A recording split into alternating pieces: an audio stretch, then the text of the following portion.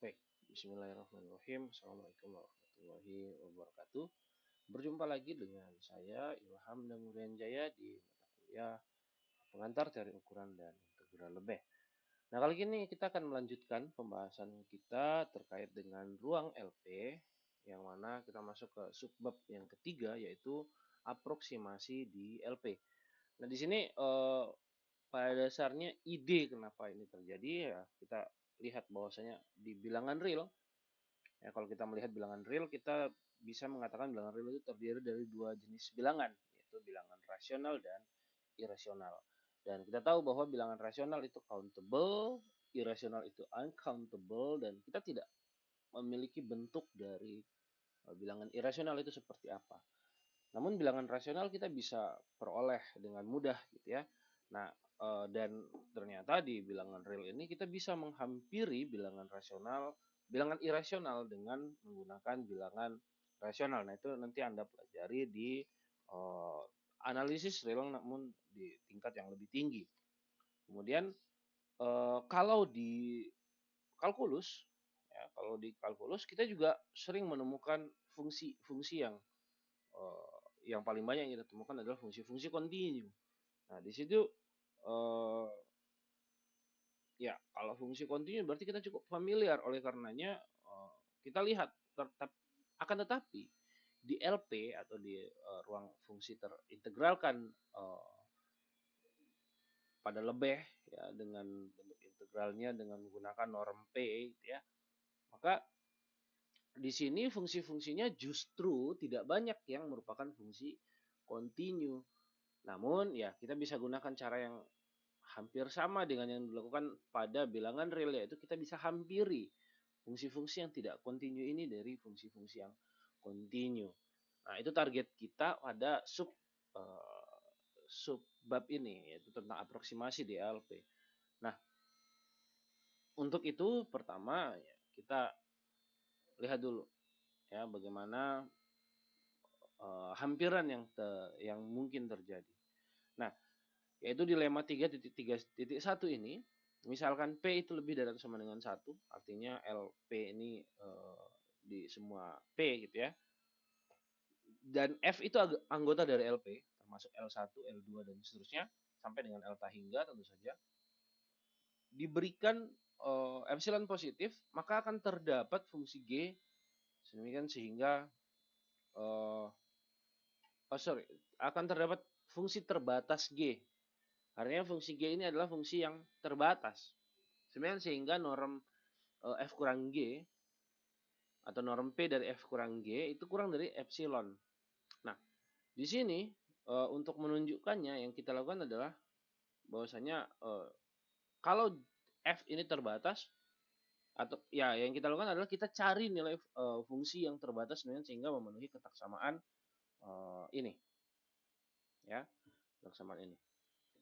Nah, kalau F-nya terbatas, maka selesai. Kenapa? Karena kalau F-nya terbatas, ya pilih aja G sama dengan F. Maka F kurang F sama dengan 0, dan itu pasti kurang dari epsilon.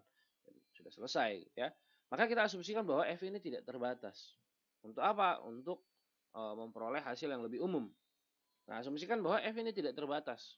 Maka untuk N yang positif, kita bentuk suatu fungsi, ya biasa fungsi bertopi atau fungsi N gini ya, fungsi NG itu sama dengan bernilai fungsi F apabila mutlak F itu terbatas pada N ya, untuk nilai-nilai X yang terbatas atau berada kurang dari N. Kemudian akan bernilai N apabila nilai Fx-nya lebih dari N, dan akan bernilai negatif N apabila Fx-nya kurang dari negatif N. Artinya kita batasi kalau misalnya kita pakai grafik gitu ya, misalnya misalnya ini F misalnya ya, dia tidak terbatas naik ke atas sana gitu ya. Maka G itu ya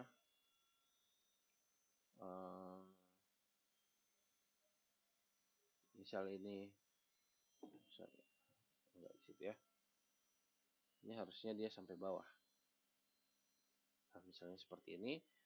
Nah, kalau dibatasi, katakanlah sini ini N, maka di sini negatif N gitu ya.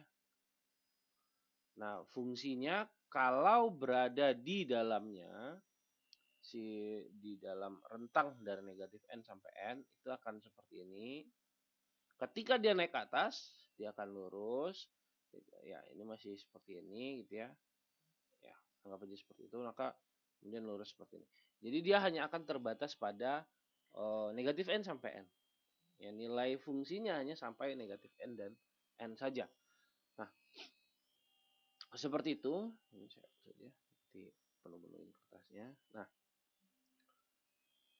sehingga kita akan dapatkan fungsi Gn ini atau Ng itu terbatas untuk setiap N.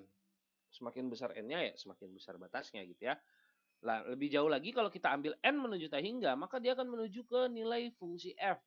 Atau dengan kata lain kita bisa katakan bahwa limit N menuju tak hingga untuk setiap X, limit N menuju tak hingga dari mutlak Fx dikurang Ngx dipangkatkan P itu sama dengan 0. Ya, karena pada dasarnya Ngx ini akan menuju ke F. Dan dengan menggunakan sifat ya pada nilai mutlak gitu ya, kita akan peroleh sebenarnya ini pakai ketaksamaan segitiga gitu ya. Kita akan peroleh bahwasanya mutlak dari fx dikurang n gx pangkatan p itu kurang dari atau sama dengan mutlak fx ditambah mutlak dari n gx ya, ini harusnya ada mutlak di sini dipangkatkan p. Jadi pangkatnya itu di luar dan karena ngx ini pasti kurang dari atau sama dengan f gitu ya. Karena tadi terbatas di n, maka kita ambil aja yang lebih besar yaitu si f gitu ya. Jadi kurang dari itu sama dengan 2f yang dipangkatkan p. Atau kalau kita keluarkan duanya maka kita dapatkan 2 pangkat p dikali dengan mutlak f pangkat p. Kemudian menurut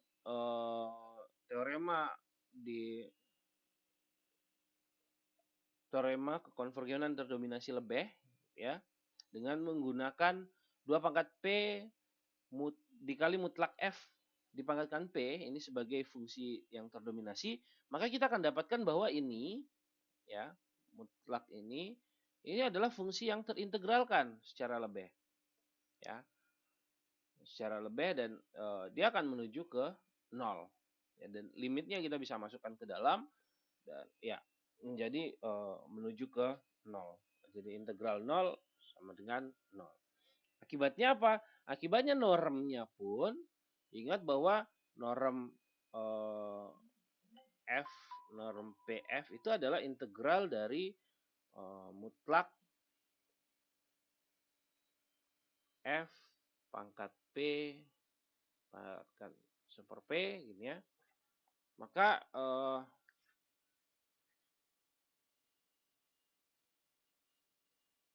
saya salah. Mutlak ini mutlaknya di dalam ya benar. Cuma di sini nah ini harusnya seperti ini. Nah, kita tahu bentuk norm P itu adalah integral dari fungsinya dipangkat mutlak fungsinya dipangkatkan P kemudian diakarkan dengan P. Nah, sehingga ini limit dari norm P dari F kurang NG itu sama aja dengan limit dari integral 0 gitu ya, atau limit dari 0 pangkatkan dengan super P untuk N menuju tak hingga ya. Hasilnya juga 0 pada akhirnya, sama saja. Nah, akhirnya kalau kita mengambil epsilon yang sembarang gitu ya, pilih N yang cukup besar, ya kita bisa peroleh bahwa saya ini kurang dari epsilon. Karena bentuknya seperti ini ya. Ini berarti bisa kita tuliskan dengan yang ini. Ya, sebenarnya sama saja dengan yang ini. Berarti ya tinggal tetapkan aja bahwa G itu adalah NG. Dan kita memperoleh hasil yang kita inginkan. Ya kan? Nah, selanjutnya ini berarti fungsi di LP itu bisa dihampiri dengan fungsi yang terbatas. Nah, kemudian kita melanjutkan. Setelah terbatas, kita naikkan levelnya menjadi fungsi yang sederhana. Ingat, fungsi sederhana itu adalah kombinasi linear dari fungsi karakteristik, ya. Misalkan P lebih dari atau sama dengan 1 dan F itu adalah fungsi DLP dan merupakan fungsi yang terbatas, maka terdapat fungsi sederhana yang ya sedemikian sehingga ini harusnya V ya. V sama dengan ini sedemikian sehingga norm P dari F kurang V itu kurang dari epsilon. Nah, buktinya cukup sederhana karena fungsinya adalah fungsi terbatas gitu ya. Kalau fungsinya f adalah fungsi yang terbatas, maka kita bisa cari batasnya.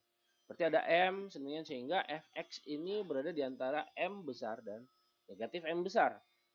Nah, kemudian kita ambil nilai-nilai fungsi di antara atau nilai-nilai di daerah y-nya, sumbu y-nya gitu ya, atau di daerah apa sih namanya? Peta dari f atau range dari f boleh.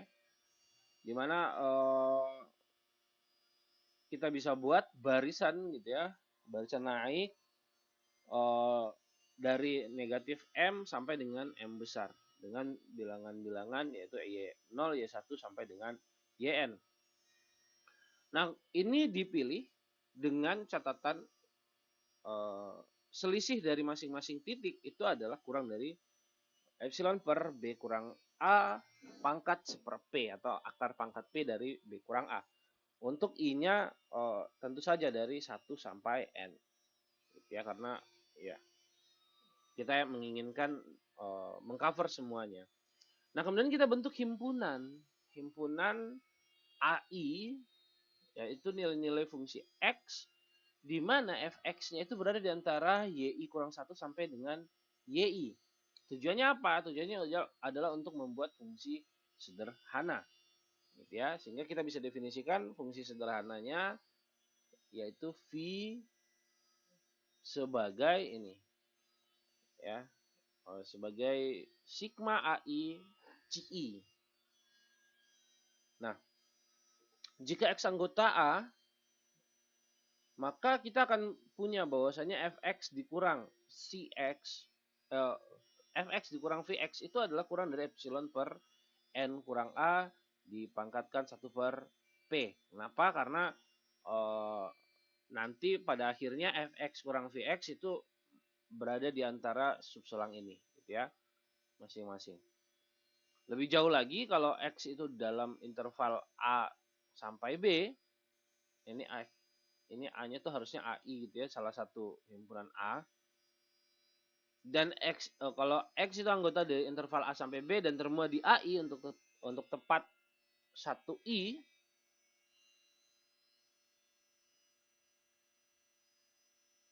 ya, sorry. Ya, lebih jauh lagi kalau kita bisa mengatakan bahwa X itu berada di dalam X itu pasti termuat di AI untuk tepat 1 AI. Nggak mungkin berulang gitu ya. Dia kalau dia berada pada 1 AI ya nilainya seperti ini. Oleh karena itu kita bisa dapatkan bahwa norm P dari F kurang V itu sama dengan akar pangkat P dari integral mutlak F kurang V pangkat P yang batasnya dari A sampai B.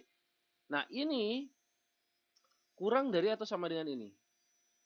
Ya, karena F kurang V itu kurang dari atau sama dengan atau kurang dari epsilon per N kurang A dipangkatkan seper P ya dari sini sehingga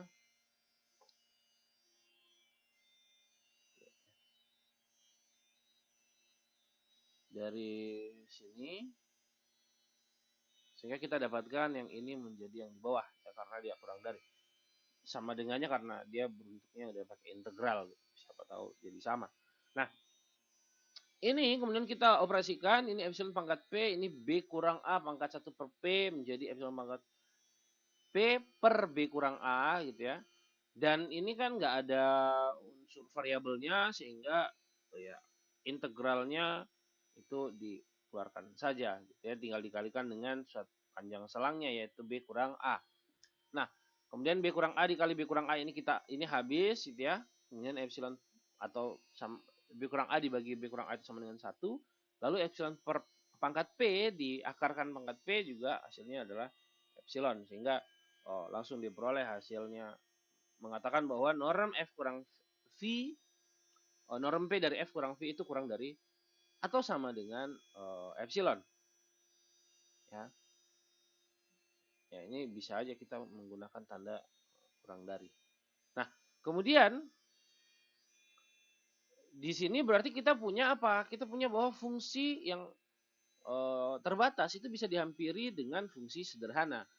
Ya, bisa dihampiri dengan fungsi sederhana. Dan kita tadi punya bahwa suatu fungsi bisa dihampiri dengan fungsi yang terbatas. Berarti fungsi f di LP itu bisa dihampiri dengan fungsi sederhana. Ya, bisa berlanjut seperti itu. Dan seperti asosiatif, kurang lebih seperti itu.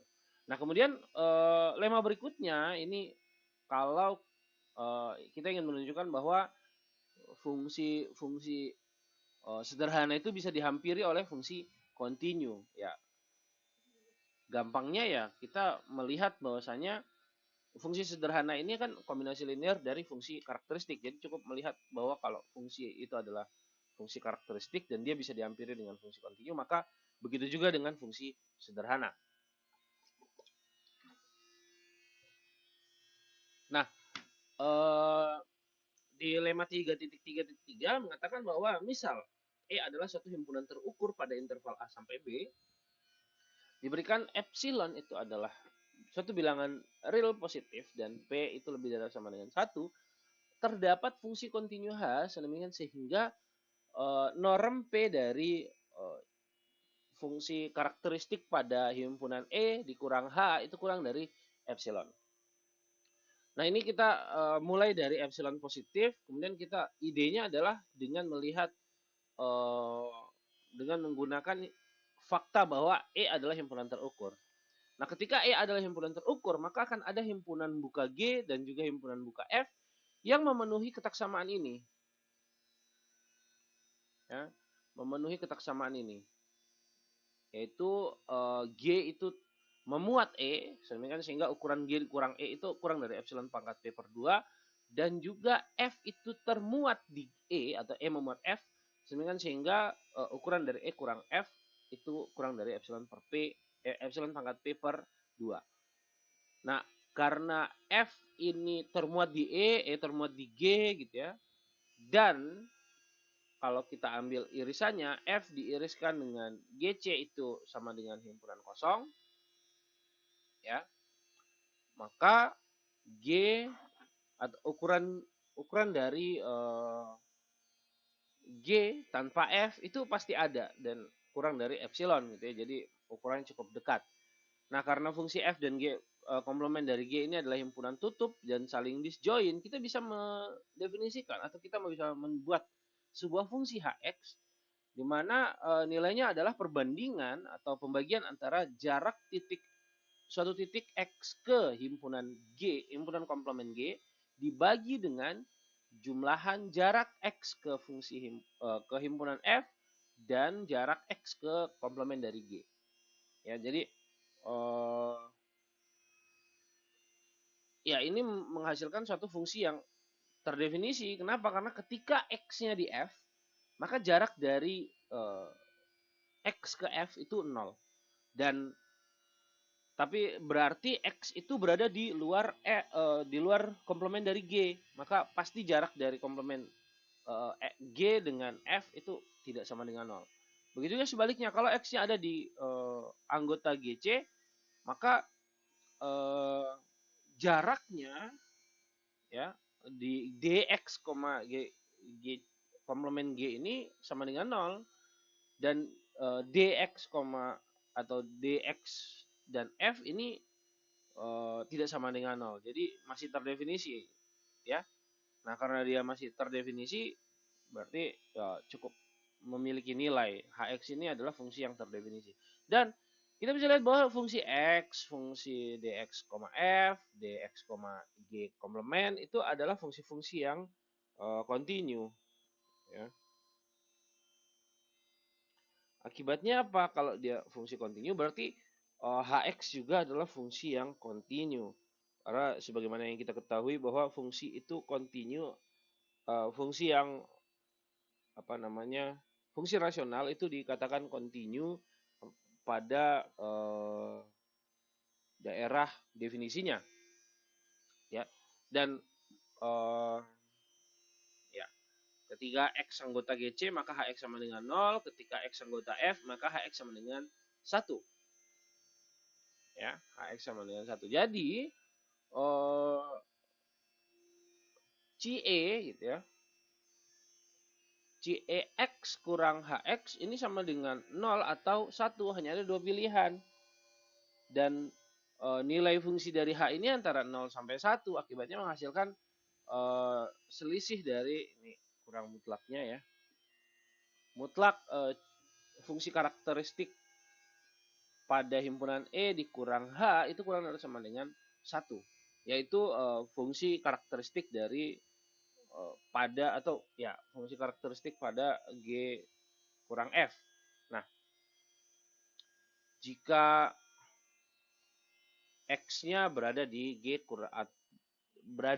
dan di luar F. Oleh karena itu kita akan punya norm fungsi karakteristik E dikurang H ini sama dengan seperti ini definisi normnya. Kemudian kita punya bahwa selisih dari XE kurang H yang ini itu kurang dari sama dengan yang ini. Ya, saya salah tulis, ini harusnya di bawahnya ya.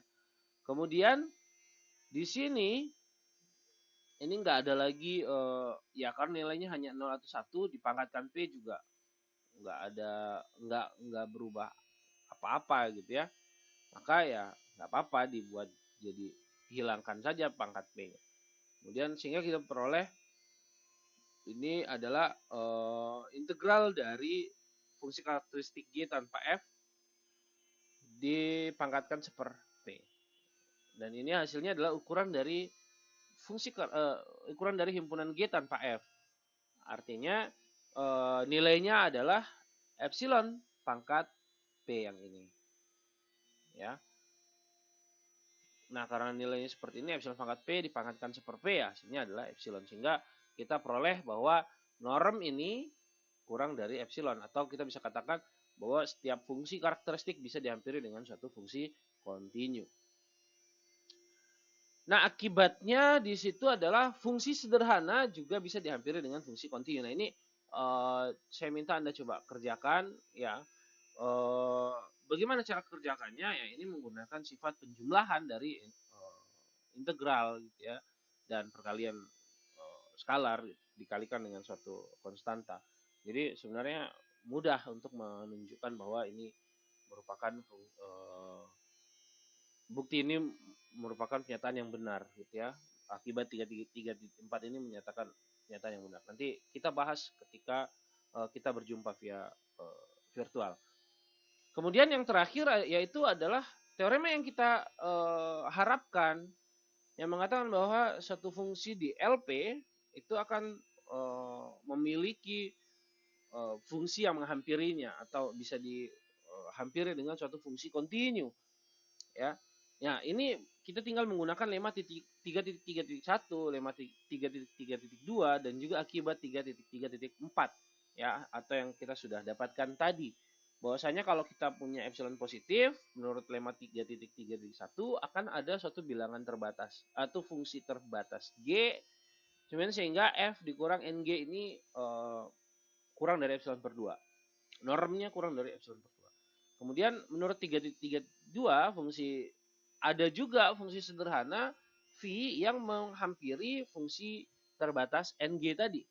Sehingga kita akan peroleh norm dari selisih NG dikurang V itu akan kurang dari epsilon per 4. Dan yang terakhir, akibat 3.3.4 kita akan punya fungsi kontinu G sehingga V kurang G kurang dari epsilon per 4. Nah, ini pemilihan epsilon per 2, epsilon per 4, epsilon per 4 itu hanya gaya saja ya. Boleh juga sebenarnya ini kurang dari epsilon per 3, epsilon per 3, epsilon per 3. Nggak ada masalah. Nggak ada masalah. Yang penting adalah kurang dari suatu bilangan real positif, karena ini berlaku untuk setiap bilangan real positif. Dan ketika tiga-tiga ini kita peroleh, kita jumlahkan gitu ya, atau kita peroleh ini kemudian kita gunakan. Bahwasanya kita tahu bahwa F kurang G ya, norm F kurang G P ini akan sama dengan norm F kurang NG ditambah NG kurang V ditambah V kurang G. Kurang lebih seperti ini ya. Baru dipisah-pisah menggunakan kotak samaan segitiga yang ada pada norm P. Ya, sehingga diperoleh hasil yang di atas ini. Saya rasa itu saja yang akan kita bahas. Kemudian ya nanti coba Anda kerjakan latihannya supaya bisa kita bahas malam nanti. Memang materi kali ini agak sedikit ya, nggak terlalu banyak karena ya materinya juga belum selesai saya siapkan. Saya rasa itu aja. Assalamualaikum warahmatullahi wabarakatuh.